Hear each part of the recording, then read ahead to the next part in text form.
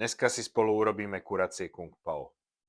Tohto receptu je milión rôznych druhov a ja ho pripravujem takto. Nedávam do ňoho arašidy, hrášok ani kukuricu. Ak si s tým v pohode, môžeme pokračovať, keď nie, scrolluj ďalej.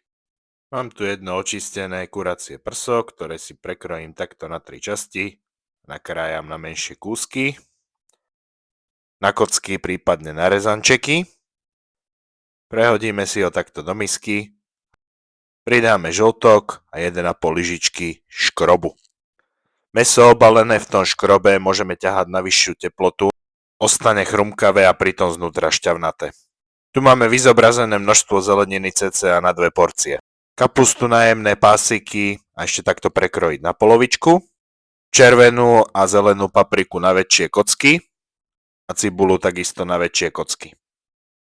Mrkvu si očistíme a nakrájame na menšie kocky. Kľudne si to môžeme potom premiestniť takto do jednej nádoby, pôjde to naraz. Do rozohriatého oleja si dáme zarestovať mäso. Ako som už spomínal, veselá restovačka kľudne na väčší plameň. Zostane znútra šťavnaté. Keď je dostatočne zarestované, dáme si ho niekam bokom.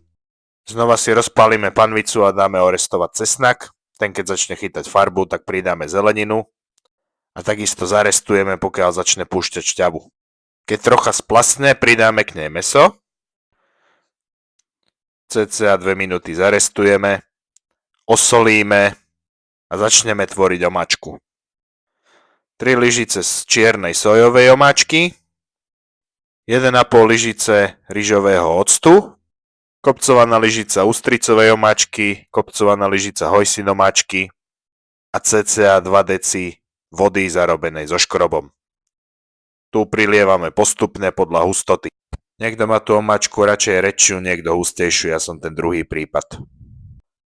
Ako prílohu som k tomu uvaril ryžu, tá mi k tomu pasuje najviac. Je to jednoduché, rýchle a chutné.